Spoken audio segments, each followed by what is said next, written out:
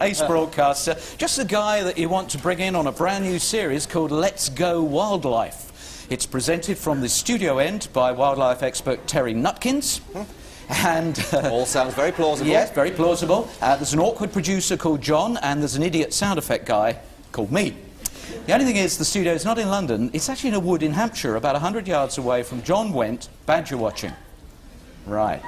Now, in the badger hide, he can contact the studio, which he thinks is in London, but he can't actually see anything. So he's really on his own, because there's no badgers. There's an expert, but there's no badgers. There's some ramblers, but there's no badgers. There's a moral dilemma, but there's no badgers. No badgers at all. We join it in rehearsal.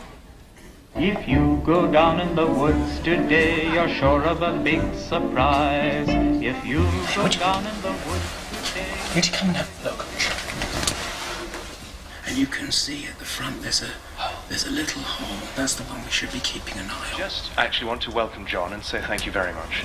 Yeah, we're going to have to talk quietly. I hope you don't mind that, because we don't want to disturb the badgers. We're trying to close the door of the hide, so that will help. Jill, are you happy with that door? Yeah, I'm happy with it at the moment. I'm not happy. Sorry. Eddie's just sorting it. Jill, 2 minutes to link up. Okay, John. Okay, everyone. Just a sec.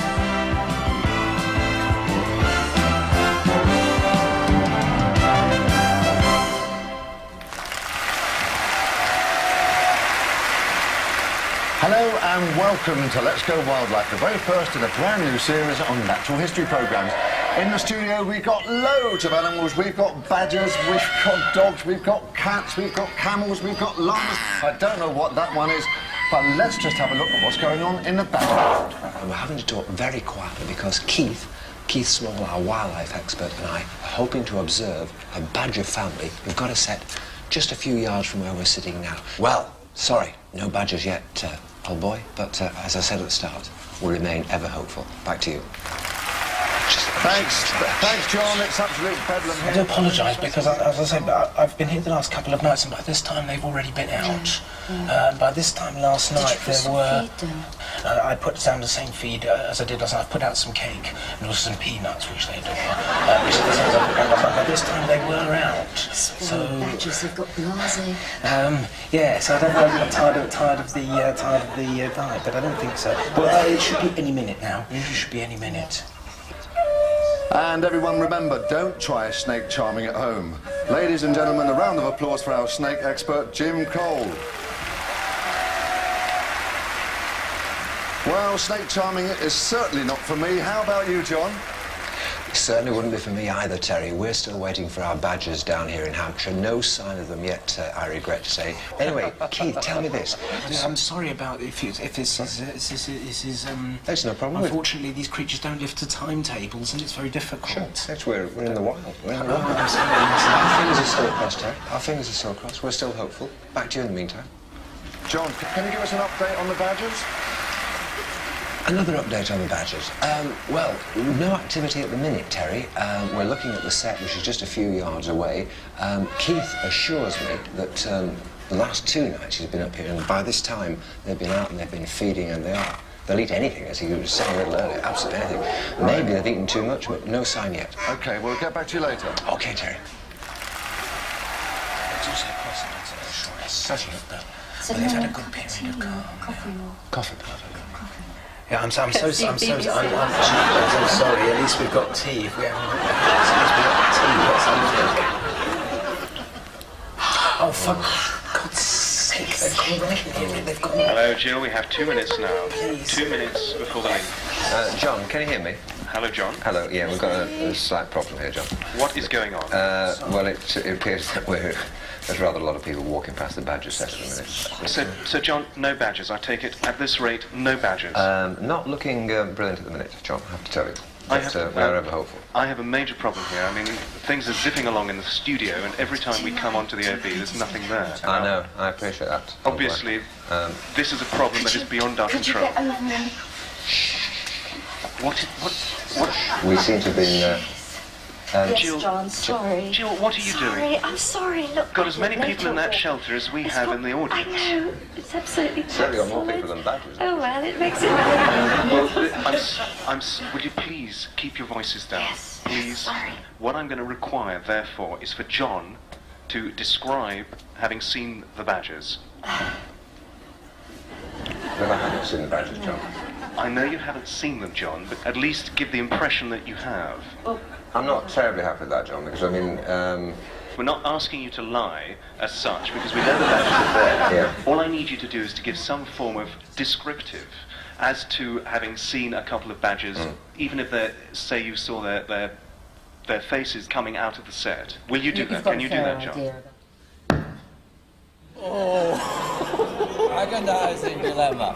Well, yeah, Agonising for a friend of the consumer, for a journalist. Indeed, and yes. whatever. What can one do? I didn't want to upset these nice people I'd never met before. On the other hand, as you rightly say, Honest John, the people's friend, doesn't tell porky pies, does No, he? So, no. what does he do? He does what most investigative journalists do in the circumstances. He takes the line of least resistance, the line of cowardice, and dumps it all on the expert, basically.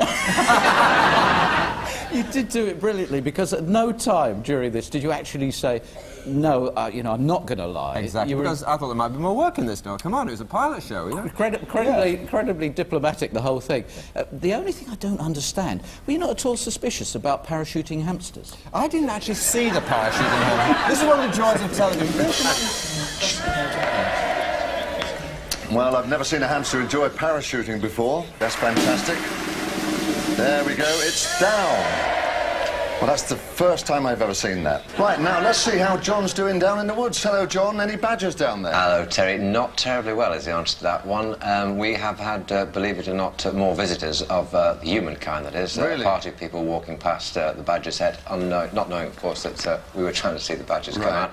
And I suspect that they have maybe killed off our chances for tonight. But Keith, alongside me, of course, has been observing the badgers.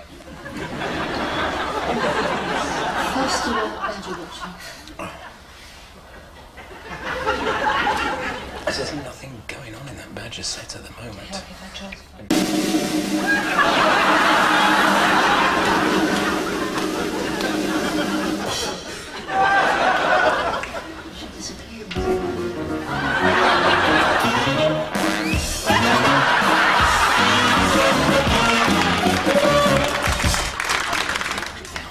Hang on. Killed them off, right?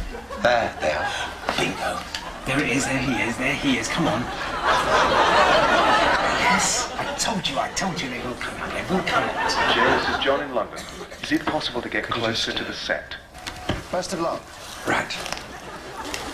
Now then, how far can we get? What's that? Can you see? I see what this is. Just movement. Just saw some movement. That's very good.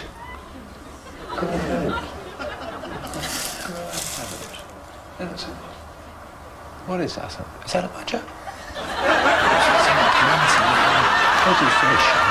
The things in front of the badger set, gold coins, jewellery, Really?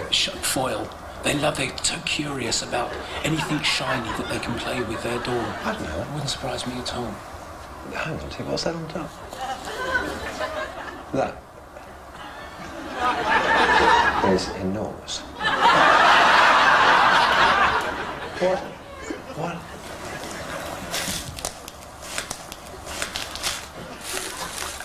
I don't believe it!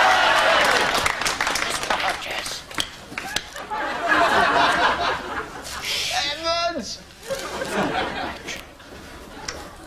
Good evening, Noel. You frightened the badger. You did it at last.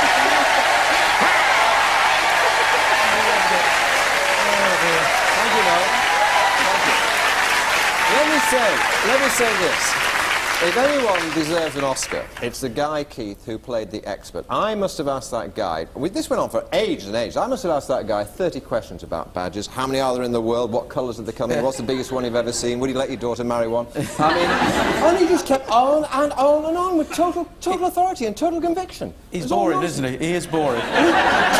far be from me saying, well, you had read a book on the subject, apparently. I'm totally bamboozled. One of our finest gotcha actors, and I thoroughly enjoyed that. Ladies and gentlemen, for John Stapleton, a gotcha. Thank you.